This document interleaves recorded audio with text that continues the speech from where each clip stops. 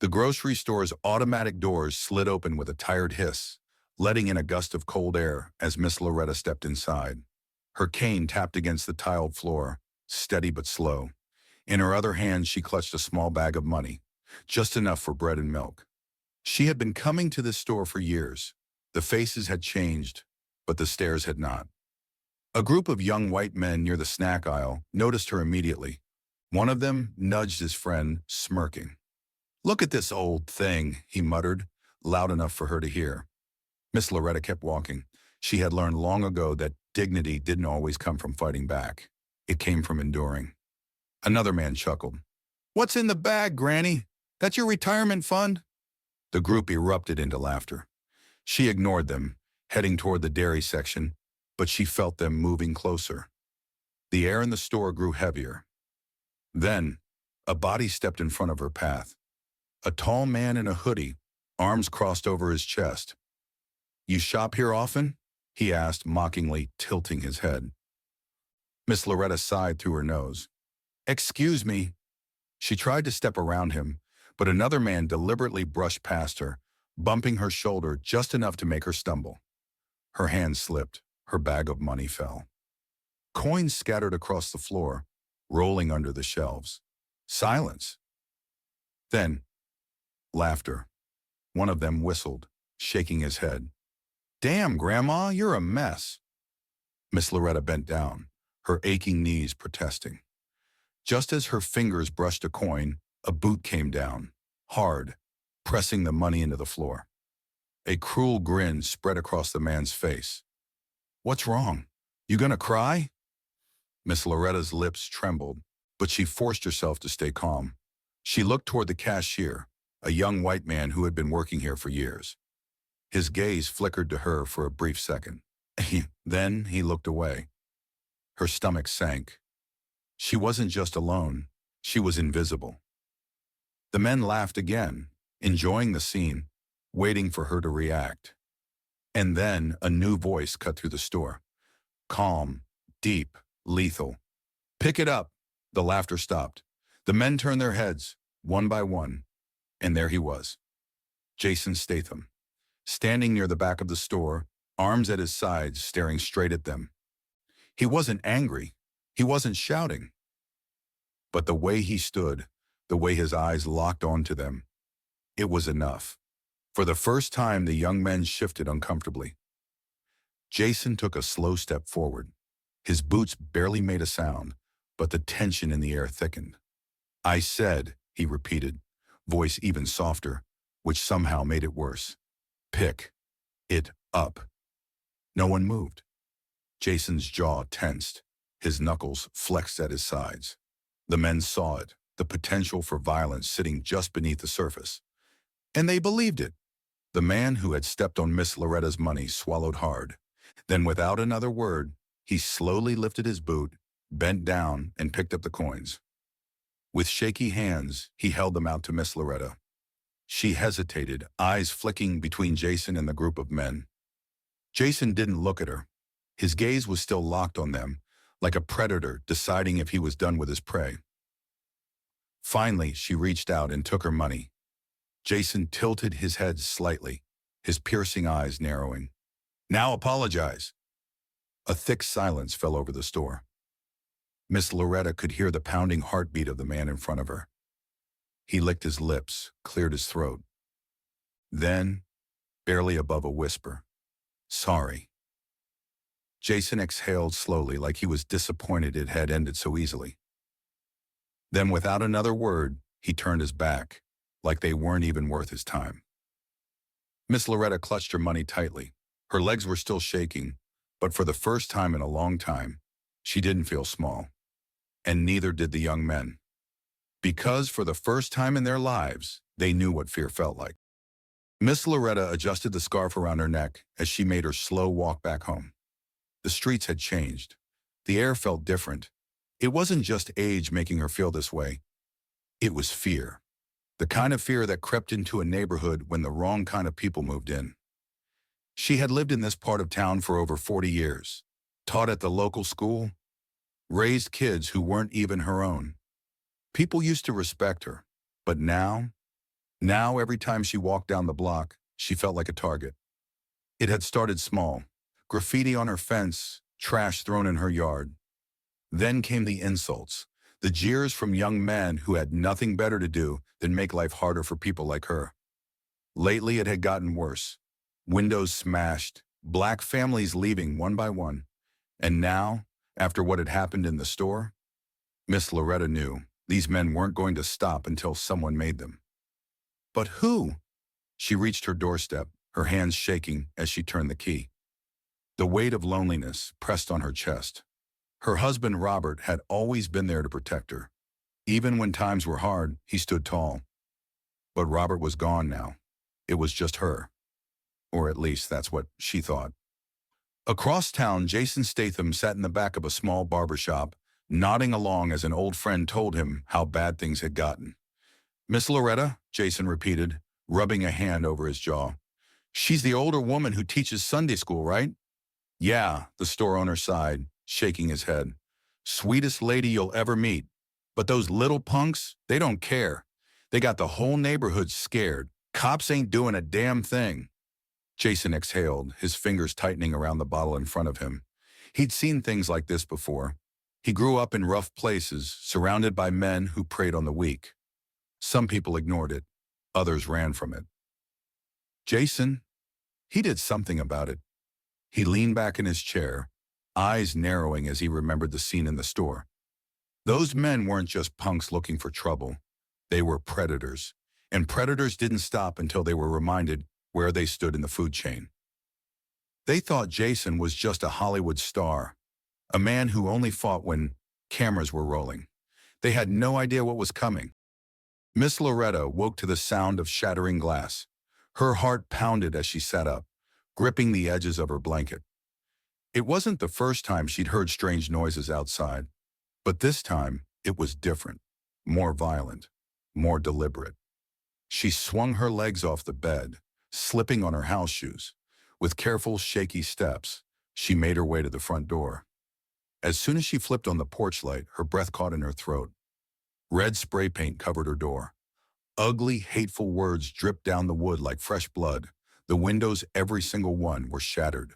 Shards of glass covered her porch, her flower pots knocked over, her mailbox ripped from its post.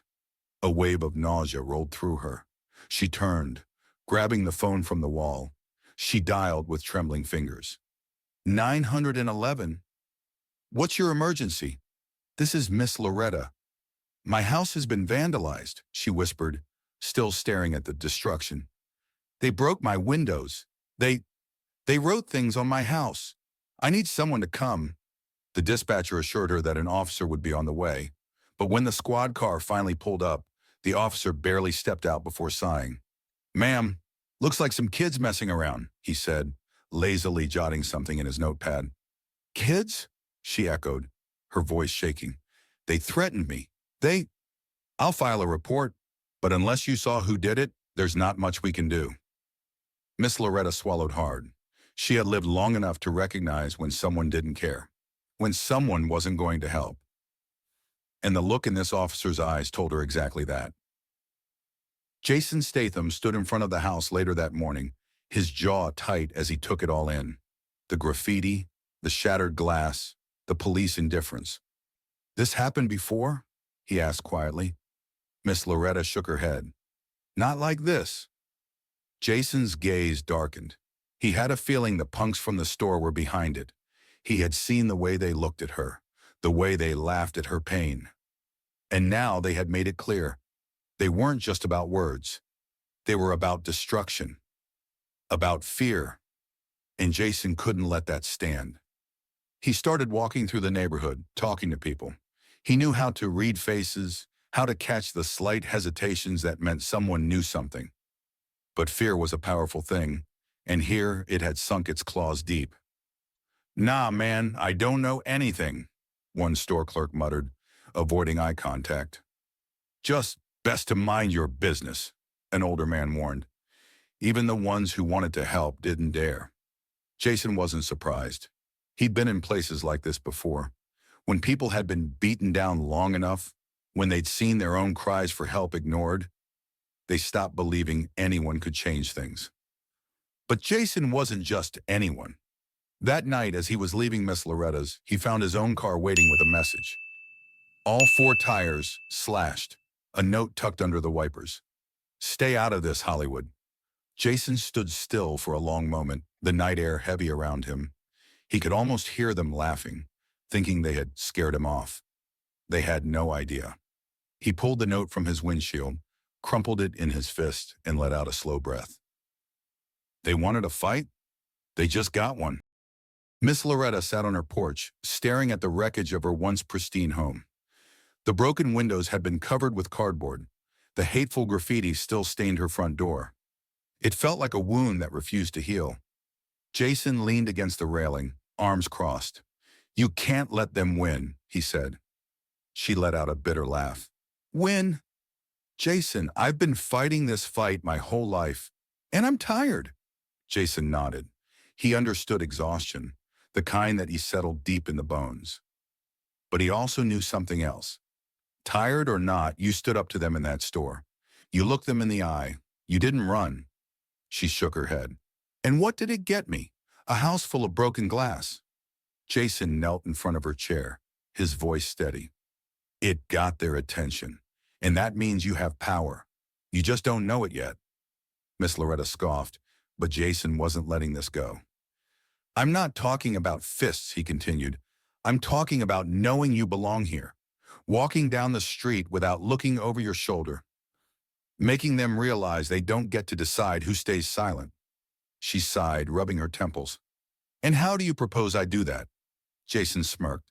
"By learning to fight." Miss Loretta raised an eyebrow. "Jason Statham, are you suggesting I start throwing punches at a bunch of young thugs?" He grinned.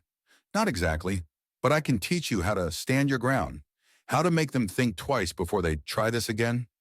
She stared at him for a long moment, then nodded. "All right, show me what you got." For the next few days, Jason trained Miss Loretta, not in kicks and punches, but in something just as important. He taught her how to keep her voice steady, how to meet a bully's eyes without flinching, how to take up space instead of shrinking away. "You don't have to fight," he told her. "You just have to stop looking like a victim." Miss Loretta wasn't weak. She had raised kids in rough times, stood in front of classrooms full of disrespectful students, fought for her dignity in a world that tried to strip it away. But something about this moment, about having someone believe she could push back, lit a fire in her. And she was ready to use it. The real test came sooner than expected. It was late evening when Miss Loretta walked to the store again, Jason at her side. The streets were quiet, the sun dipping below the horizon. She felt her heart pounding, but she kept her head high. Then she saw them. The same gang from before, the ones who had vandalized her home. They leaned against a car, laughing, until they noticed her. One of them, a tall, smug-looking young man, stepped forward. "Look who's back," he sneered. "Old lady didn't get the message?" Miss Loretta stopped walking. Jason stayed beside her, silent but solid. A wall of strength. She took a deep breath. "I got the message loud and clear," she said. "And here's mine. You don't scare me." The man faltered, just for a second. "Oh yeah?" He glanced at Jason. "You got your bodyguard now?" Jason gave a slow, knowing smile. "She doesn't need one." Miss Loretta took a step closer. Her voice was calm, steady. "I've seen boys like you before. Loud, cowardly, thinking if you push hard enough, people will back down." She leaned in slightly. "But I ain't backing down." Silence. For the first time, the gang didn't look so sure of themselves. Jason could see it, the uncertainty creeping in. Bullies relied on fear, and right now, they were seeing something they didn't expect. A woman they thought was weak, standing tall. Miss Loretta turned, walking into the store without another word. Jason followed, grinning. A small victory. But the real fight was just beginning. Jason sat in his car, flipping through a stack of reports he had managed to get from a local journalist. The more he read, the worse it got. The gang wasn't just a bunch of bored kids causing trouble. They had protection. "Sheriff Tom Wilkins." Jason clenched his jaw. Wilkins had been in power for over 2 decades, and under his watch, hate crimes in this town were routinely swept under the rug. Complaints disappeared. Victims were silenced, and the thugs tormenting Miss Loretta? They weren't just random punks. They were Wilkins's enforcers, keeping black residents in fear. Jason exhaled sharply. This wasn't just about Miss Loretta anymore. It was bigger and more dangerous. That night, Miss Loretta sat in her dimly lit living room, gripping a hot cup of tea between her hands. Jason's words from earlier echoed in her mind. They won't stop unless someone makes them. She had been afraid for too long. Maybe Jason was right. Maybe it was time to push back. But before she could finish her thoughts, a sound shattered the silence. Her front door creaked. She froze. Then came another sound. Heavy footsteps inside the house. Her breath hitched. They had broken in. Miss Loretta grabbed her cane and backed away, her pulse pounding in her ears. A shadow moved in the hallway. Then another. She wasn't alone. She turned to run, but a voice stopped her cold. "Going somewhere, old lady?" Her stomach dropped. She recognized the voice. It was the same young man from the store, the one who had stepped on her money. She tried to steady herself. "Get out of my house." Laughter. More footsteps. "Or what?" one of them mocked. "You gonna call the cops?" They knew the cops wouldn't help. That's why they were so bold. Miss Loretta's mind raced. She had no weapons, no way to defend herself. Then she remembered Jason's words. "Stand your ground. Make them doubt." She straightened her back and lifted her chin. "You think I'm scared of you?" One of them scoffed, stepping closer. "You should be." Miss Loretta's hand tightened around her cane. But before she could respond, something slammed against the front door. A deep, furious voice tore through the air. "Get the hell out!" "Jason." The men inside flinched, their cocky grins disappearing. Jason kicked the door fully open, stepping into the house like a storm. "You touch her, and you'll wish you hadn't." His voice was low, controlled, but laced with a dangerous edge. The leader of the group hesitated, then sneered. "You think we're scared of you, Hollywood?" Jason took another step forward. "You should be." For a moment, no one moved. The tension was razor sharp. Then, without warning, one of them lunged at Jason. Big mistake. Jason dodged easily, grabbing the man's arm and twisting it back with brutal efficiency. The guy screamed as Jason slammed him against the wall. Another thug tried to charge, but Jason was faster, landing a solid punch to the ribs that sent him staggering. The others panicked. "Let's go!" someone shouted. The gang bolted, dragging their injured friends with them. But before they left, the leader turned back, his eyes burning with hate. "This ain't over," he spat. "Next time we won't miss." Then they were gone. Miss Loretta let out a shaky breath. Jason turned to her, his fist still clenched. "Are you okay?" She nodded, though she wasn't sure if she believed it. They were going to hurt me." Jason's expression darkened. "They're not just punks, they're protected. That's why they think they can do whatever they want." Miss Loretta shivered. "What do we do now?" Jason's jaw tightened. "We fight back." Because this wasn't just bullying anymore. This was organized hate, and Jason wasn't about to let them win. The town hadn't seen this much chaos in years. Whispers spread like wildfire. Someone had leaked damning audio clips online, recordings of the gang openly bragging about their crimes, their racial hatred, and worst of all, their direct connection to Sheriff Wilkins. "We run this damn town," one of the voices sneered in the recording. "Wilkins has our backs. Ain't no black folks gonna change that." Jason smirked as he watched the news on his phone. It had only been a few hours since he leaked the files, but the damage was already irreversible. The media had picked it up. Activists were calling for action. The town's mayor had been forced to address the scandal publicly. The sheriff was in trouble, and Jason wasn't done yet.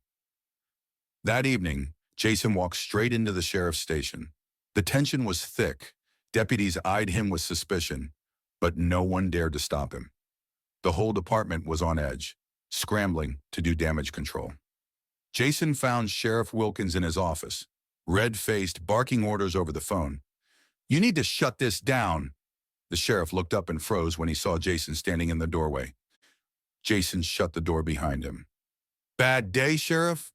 Wilkins slammed the phone down, his face twisting into a scowl. You think you're smart, huh? Leaking those recordings? You don't know what you've done. Jason leaned against the desk, unbothered. Seems like I exposed a bunch of racist criminals and their corrupt little boss. That about right? Wilkins' jaw tightened. You have no idea who you're messing with. Jason chuckled. Oh, I think I do. He reached into his pocket, pulling out his phone. He pressed play. Another recording. This one was worse. It was Wilkins' own voice. If that old black woman don't back off, make her. And if Statham keeps poking around, we handle him too. Nobody tells me how to run my damn town. The sheriff's face went pale.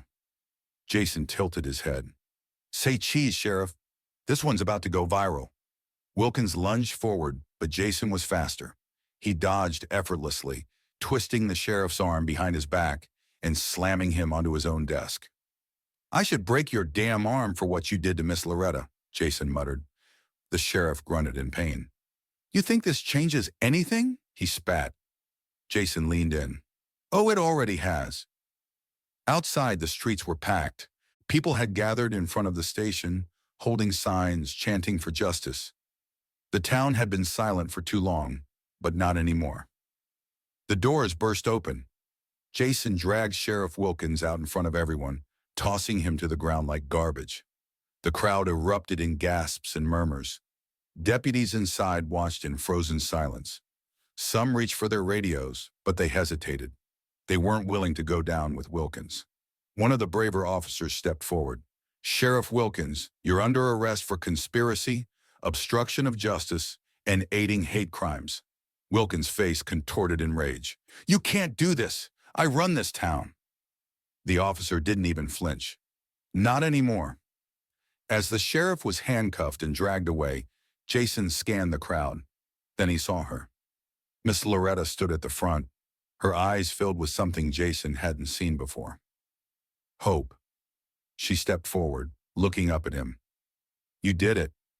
Jason shook his head. We did. The moment hung between them, years of fear, pain, and injustice finally lifting. Jason exhaled. His job here was done. Without another word, he turned and walked away. He didn't need thanks. Justice was enough. The sun dipped low over the town, casting warm golden hues against the freshly painted walls of Miss Loretta's home. The racist graffiti had been scrubbed clean, the broken windows replaced, and the air, once thick with fear, now carried the hum of cautious hope. She stood on her porch, gripping the wooden railing as she looked out at her neighborhood. For the first time in years, she didn't feel like a stranger in her own town. People walked past her home and nodded respectfully. Some even smiled. A few weeks ago, they might have turned their heads, pretending not to see. But things were different now. The silence had been broken. The sheriff was gone, taken away in handcuffs in front of the entire town. His allies had either resigned or were under investigation. The gang that terrorized the streets was dismantled. Their arrogance crushed the moment their so-called protection vanished. But most importantly, something deeper had changed. People had begun to stand up. She saw neighbors, black and white, talking openly about things they had once ignored. A group of young men were painting over the last remnants of the hateful messages that once stained the town. The old hardware store owner, who used to keep his head down and pretend nothing was happening, now handed them supplies, his lips pressed in determination. Change was slow, but it was happening. Miss Loretta exhaled, feeling the weight of years lift from her shoulders. And yet, something felt unfinished. She turned her gaze toward the road, expecting to see a familiar figure leaning against a car with that quiet, unshakable presence. But he wasn't there. Jason Statham was gone. She found the note the next morning, tucked neatly between the folds of her rocking chair cushion. The handwriting was simple, precise, just like him. You didn't need saving, you just needed someone to remind you how strong you already are. Loretta stared at the words, reading them over and over. A chuckle bubbled in her throat, mixed with a sudden wave of emotion. She wiped a tear from the corner of her eye and shook her head. That stubborn man. She traced her fingers over the note one last time before pressing it to her chest. He was right. She had never been a victim. She had been a fighter all along. Days passed, then weeks. Life moved forward. The town still had scars. Years of hatred didn't just vanish overnight. There were still those who resisted the change, who muttered under their breaths and looked for ways to hold on to the old order. But they were fewer now, their power slipping like sand through their fingers. And Miss Loretta? She had become something else entirely. No longer just the quiet woman who kept to herself, she had become a symbol of resilience. She spoke at town meetings, urging people to hold their leaders accountable. She walked through the streets without fear, and when she saw injustice, she no longer hesitated to call it out. She wasn't just surviving anymore. She was living. One evening, as the sky turned deep purple, she sat on her porch, sipping sweet tea. The town was quiet, peaceful in a way she had never known before. And then, in the distance, she heard it. The low rumble of an engine. Her heart skipped. For a split second, she let herself believe. But no, it was just a regular truck passing by. Still, she smiled, because somewhere out there, Jason Statham was walking into another town, another fight. And maybe, just maybe, their paths would cross again. Until then, she would do exactly what he had told her to. She would keep fighting,